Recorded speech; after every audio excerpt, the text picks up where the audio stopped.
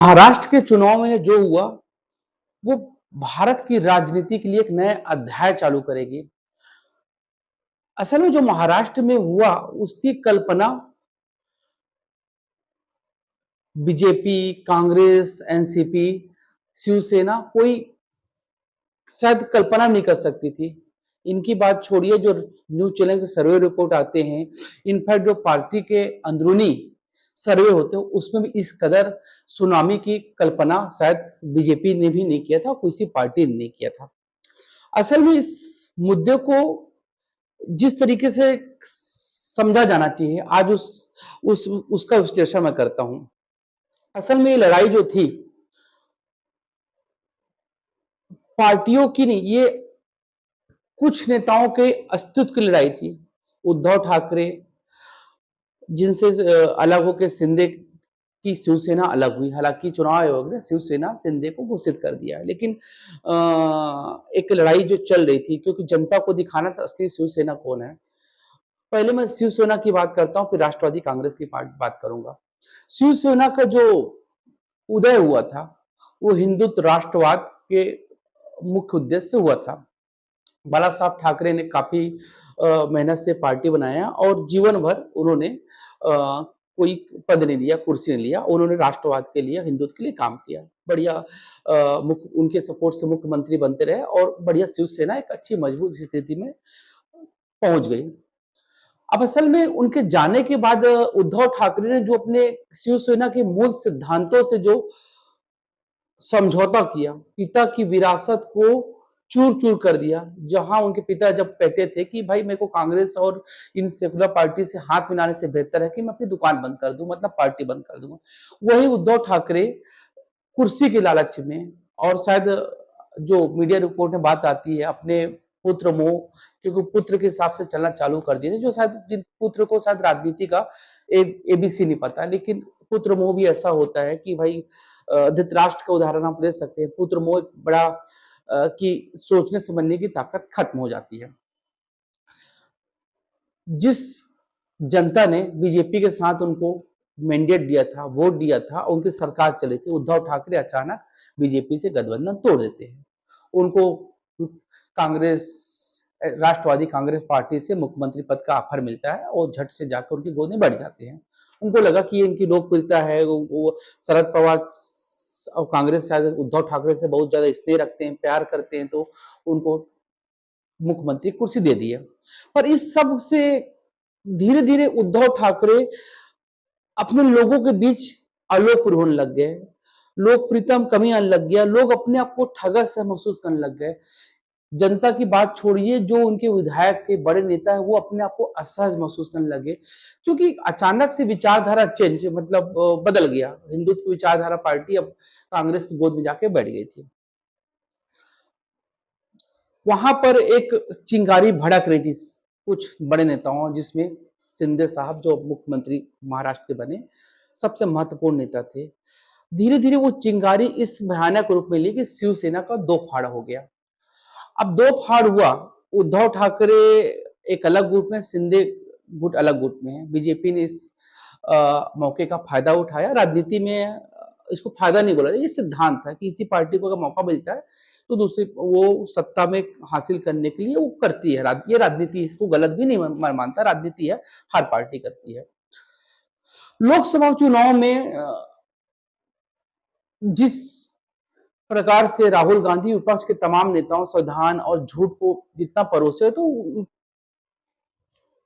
आम जनता पे भी उसका गलत प्रभाव पड़ा और उन्होंने शायद लगा कि यार वाकई बीजेपी संविधान बदल रही है या बहुत कुछ बदल रही है, और उसका प्रभाव दिखा। विपक्षी पार्टी इस चीज में अपने सफल भी हुए, जिसके बदौलत लोकसभा में 240 सीट तक बीजेपी सिमट गई। लेकिन धीरे धीरे जनता अपने आप को ठगा हुआ महसूस करने लगी। उनको लगा यार कुछ तो गलत हुआ है, कुछ तो गलत हो गया। संविधान की बात हो, संविधान बदलने की बात हो, किसकी बात हो, हिमाचल में मतलब पैसा देने की बात हो, कांग्रेस सरकार जब आई तो धीरे-धीरे लगा कि यार अपने आप को ठगा हुआ महसूस कर रहे हैं। तो धीरे-धीरे जनता के मन में खटास आने लग गया। अब जब महाराष्ट्र के चुनाव की घोषणा हुई, तो सबसे बड़ा लक्ष्य था और सब शिवसेना को और उद्धव ठाकरे और को अपने आप को दिखाना था कि भाई कि मैं असली शिवसेना हूं। लेकिन तमाम दुष्प्रचार के बावजूद शिंदे साहब की शिवसेना ने अच्छी 53 से 54 सीट ले आके साबित कर दिए कि असली शिवसेना के मालिक वही है, शिवसेना उनके साथ है और महाराष्ट्र की हिंदुत्ववादी जनता उनके साथ है, शिवसेना। अब इसमें कोई शंका नहीं रह गया। उद्धव ठाकरे अब अपने अस्तित्व की लड़ाई जो लड़ रहे थे, अब हार चुके हैं। अब 5 साल में कितना परिवर्तन करेंगे, क्योंकि चुनाव जीतने के बाद चुनाव जब हो गया तो अभी बहुत सारे जो जानकारी मिल रहा है, बहुत सारे नेता उद्धव की टूट के इधर जाएंगे। धीरे धीरे पार्टी खात्मा की ओर जा रही है। दूसरी ओर जा रहे हैं, शरद पवार को महाराष्ट्र की राजनीति का चाणक्य बोला जाता था, भीष्म पितामह बोला जाता है। लेकिन धीरे धीरे राजनीति की जो जो करवट होती है, धीरे कब बदलती है पता नहीं चलता। जो शरद पवार को अभेद किला माना जाता था, आज उनके किला को उनके भतीजे ने तोड़ दिया। जहां शरद पवार की मतलब 12 से 13 सीट आ रही है, वहीं पर अजीत उनके भतीजे की अच्छी बहुमत 40 से 45 सीट आ रही है। तो कुल मिला कहने का ये मतलब है कि समय स्थायी नहीं रहता। जिस शरद पवार को लगता था महाराष्ट्र में इनसे मतलब पार पाना और राजनीति के बादशाह माने जाते थे, आज अजीत पवार राष्ट्रवादी कांग्रेस का नया चेहरा बन चुके हैं। कहीं न कहीं महाराष्ट्र के राजनीति में कल शरद पवार का बयान आया कि हम अति आत्मविश्वास में आ गए थे। इसमें कोई शक नहीं है। दूसरी बात, मेरे को शिवसेना के एक उद्धव गुट के एक बड़ा संजय रावत संजय राउत जो इनके प्रवक्ता हैं, राजनीति में आरोप प्रत्यारोप होते रहते हैं, लेकिन संजय राउत की जो भाषा होती है, वो लगता है कि गली मोहल्ले में जो गुंडे बदमाश जो होते हैं ना, सड़क छाप, उस तरीके से वो भाषा बात बोलते हैं। एक बार तो अमित शाह को बोलते हैं जो बात करना है आप मातोश्री मुंबई आके बात करिए। मतलब इतने घमंड, इतने अहंकार में और इस सड़क छाप भाषा का प्रयोग करते हैं। धीरे धीरे जनता इस सड़क छाप भाषा, गुंडों मवालियों की भाषा से अपने आप को अलग कर ली। राजनीति में आरोप प्रत्यारोप शब्द भाषा में किया जाता है, लेकिन जिस तरीके से संजय राउत का भाषा प्रयोग करते थे, वो सभ्य राजनीति में बर्दाश्त किया ही नहीं जा सकता। धीरे धीरे अब आज महाराष्ट्र की जो स्थिति है, अब ये कहने में कहीं पर कोई शंका नहीं है कि महाराष्ट्र में असली शिवसेना शिंदे को लोग मान चुके हैं। अब उद्धव ठाकरे अपने अस्तित्व के लिए कितना लड़ पाते हैं, कितने अपनी पार्टी को बचा पाते हैं, कितने अपने पिता की विरासत को बचा पाते हैं, क्योंकि पिता की विरासत को खत्म करने में उद्धव ठाकरे का महत्वपूर्ण योगदान है और ये दिख रहा है। आते हैं उत्तर प्रदेश में। उत्तर प्रदेश में जब बीजेपी की कम सीट आई लोकसभा में, तो ऐसा माहौल बनाया गया कि मोदी योगी का जो हवा है खत्म हो गया। चुनाव के बाद जब अयोध्या बीजेपी आ रही, तो वहां के विधायक को जिस तरीके से अखिलेश यादव सब जगह ले जा रहे थे, अपने हाथ पकड़ ले जा रहे थे और सब जगह बता रहे थे मैंने तो अयोध्या मतलब बीजेपी ने अयोध्या के नाम से राजनीति चालू की, उसी को मैंने हरा दिया। और सबको मतलब सारे जो हिंदू जो वोटर मतलब थे, जो बीजेपी से शायद नहीं जुड़े थे, बीजेपी से कितने लोग जुड़े होंगे, क्योंकि जो आम लोग होते हैं, वो अपने को ठगा हुआ महसूस करने लगे कि यार कहीं ना कहीं तो गलत हुआ है, कहीं ना कहीं गलती हुई है। जो एक आक्रोश मन में चल रहा था, उसका नतीजा दिखा कि उत्तर प्रदेश में 9 में 7 सीट योगी आदित्यनाथ के नेतृत्व में बीजेपी ने जीत लिया।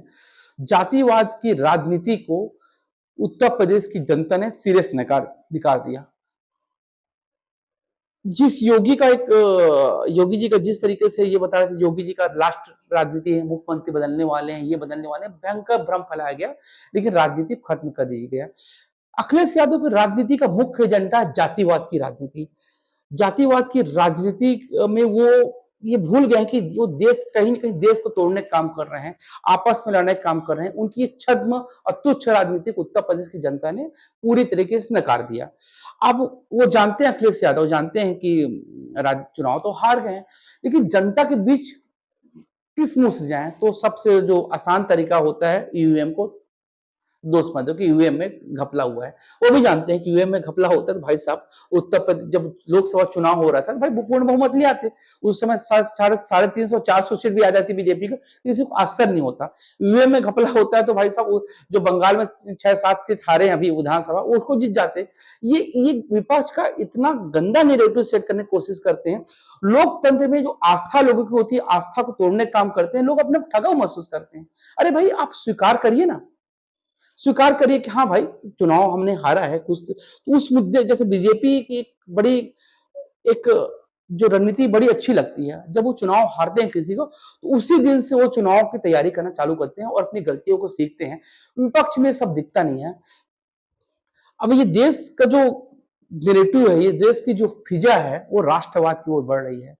अब इस देश की जनता जातिवाद और ये तुच्छ राजनीति, सेकुलरिज्म, एक तरफा सेकुलरिज्म की राजनीति से उब चुकी है। अब उनको स्थायी और राष्ट्रवादी सरकार चाहिए, जिस नब्ज को बीजेपी ने समझ चुका है और उस दिशा में बढ़ रही है, और बीजेपी को लगातार सफलता मिल रहा है।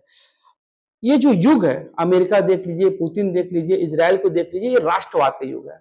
आपको अपने देश के प्रति ईमानदार होना चाहिए, अपने देश की राष्ट्रवादी छवि को आपको बनानी पड़ेगी, तभी आप आधुनिक युग में राजनीति कर सकते हो। विपक्ष जितना जल्दी से इस राजनीति को समझ जाए, उतना उसके लिए बेहतर है। धन्यवाद।